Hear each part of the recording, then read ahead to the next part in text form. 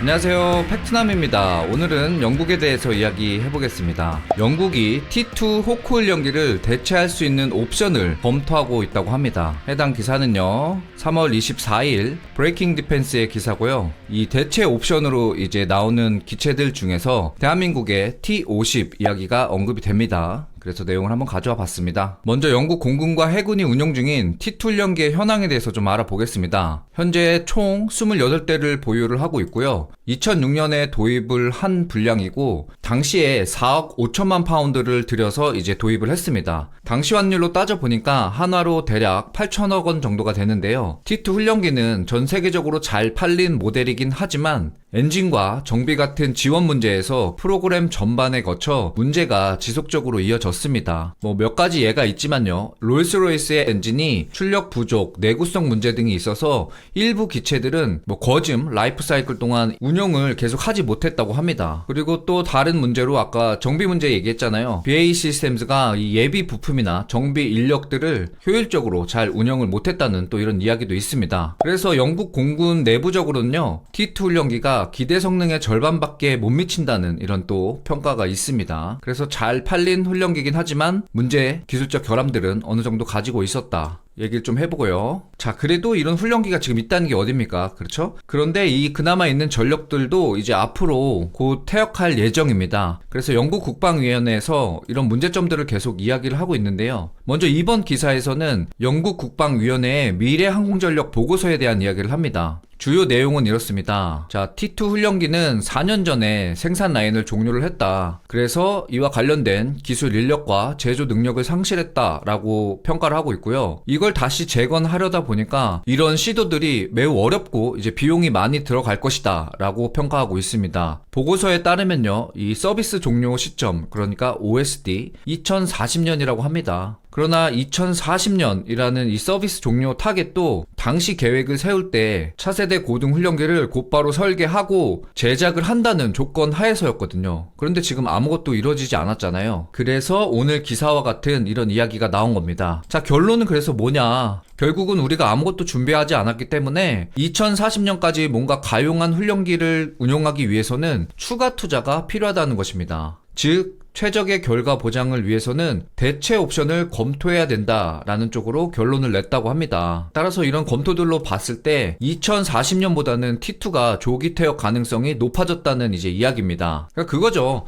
뭔가 대체안이 있었으면 어떻게 해서라도 이 T2 훈련기를 끌고 갔겠는데 이런 계획들이 지금 틀어지다 보니까 그 전에 다른 기체로 변경할 필요가 있다. 이런 내용입니다. 자, 근데 이런 내용들은 저희 구독자분들은 알고 계시겠지만 제가 이미 한번 했습니다. 작년에 영국 국방위원회에서 2024 직캡 보고서를 릴리즈를 합니다. 이제 그때 내용은 더 이것보다 상세해요. 그때 내용을 잠시 요약을 해드리면요. 영국 국방위원회가 G캡을 성공적으로 개발하더라도 G캡을 서포트할 마땅한 훈련기가 없다라는 내용이 주 내용입니다. 그러면서 이제 영국 의회가 에어럴리스라는 모듈형 기체를 개발하는 업체에 대해서 이제 언급을 하거든요. 그래서 당시에 제가 이 이야기를 하면서 그래도 영국 국방위원회 정부기관인데 사적 기업을 얘기를 하면서 훈련기 개발을 하겠다라고 한 것에 대해서 제가 좀 비판을 했거든요. 그래서 내용이 더 궁금하시면은 제가 동영상 더보기란에 이 영상 남겨드리겠습니다. 한번 들어보시면 좋을 것 같고요. 자, 그러면 지금까지 영국 국방위원회에서 얘기한 대체안, 아직 실체는 없지만 이런 대체안들이 있을 거 아니에요. 이 대체안을 상정해두고 고위직 관계자들이 이야기한 주요 코멘트들이 있습니다. 이 내용을 보자면요. 먼저 조달 담당 장관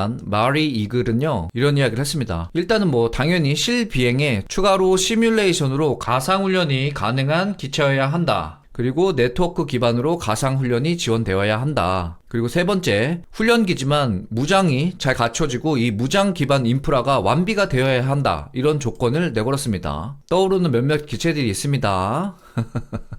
자, 그리고 공군 참모총장 리처드 나이튼이 한 이야기입니다. 자, 가능한 한 빨리 T2 대체를 원한다. 그러니까 지금 시급하다는 거죠. 공군 참모총장이 이 코멘트를 해서 이 T2 관련된 기사들이 막 쏟아졌더라고요. 찾아보니까 플라이트 글로벌, 그 다음에 UK 관련된 전문지들. 그래서 현재 T2 훈련기의 교체가 시급하다. 이런 키워드들이 계속 나오고 있고요. 자, 다음의 훈련기는 더 현대적이고 신뢰성이 있어야 하며 더 높은 훈련성을 가진 기체여야 한다라고 라고 이야기를 합니다. 아무래도 공군 참모총장이 이야기하다 보니까 약간 개념적이고 상위의 키워드를 가지고 이야기를 했습니다. 그래서 이런 요구 조건을 가지고 BAE 시스템즈가 미래 훈련 요구사항 위에서 이야기한 것들 있죠. 좀 더 구체적이겠죠? 이런 지금 분석을 하는데 이 작업을 지원하고 있다고 합니다. 자, 거론되는 후보 기체는 총 5가지가 이야기되고 있습니다. 먼저 첫 번째는 이탈리아 레오나르도의 M346 있을 거고요. 그리고 T50 이야기되고 있다고 합니다. 의외입니다. T7A도 이야기가 되고 있다고 합니다. 제가 의외라고 한 이유는 지금 시급하다고 했는데 여전히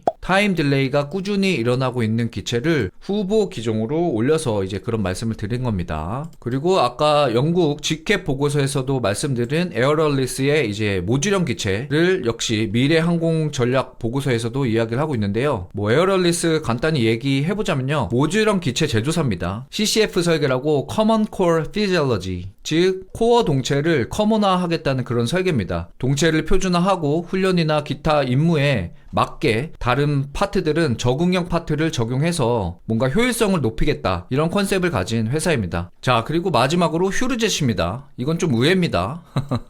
그래서 이렇게 5개의 후보 기체가 이야기됐다고 합니다. 전문가들의 분석에 따르면요, 이 전문가라는 게 국제전략문제연구소 군사항공 선임연구원인 더글러스 베리에 따르면요, 여러 후보 기체들이 있었지만 이 중에 2가지를 이야기합니다. 먼저 첫 번째 T7A입니다. 현재 미국하고 유럽이 지금 긴장이 고조되고 있잖아요. 트럼프의 이런 관세 전쟁을 비롯해서요. 그런데 이런 미국과 유럽의 긴장이 영국이 T7을 도입하는 결정에 큰 영향을 미치지 않을 것이라 이야기하고 있습니다. 지금 아무리 유럽이 미국과 대립하는 관계가 펼쳐져도 영국은 뭔가 좀 다른 입장이다라는 걸 좀 이야기하는 것 같아요. 그래서 T7에 대해서는 이렇게 코멘트를 하고요. 그리고 아까 말씀드린 에어럴리스사의 그 신규 개발 버전 있잖아요. 이 내용에 대해서는 좀 부정적으로 이야기를 하고 있습니다. 왜? 아직 다른 기체와 다르게 어떻게 이 설계 방향이 전개가 될지 그 방식이 불확실하다라고 이야기를 하고 있기 때문에 시급하게 기체를 선정해야 되는 영국 입장에서는 맞지 않다라는 이야기를 하고 있습니다. 그렇게 따지면 T7A도 똑같지 않나요? 이 논리대로라면 현재 실전 배치가 된 T50이나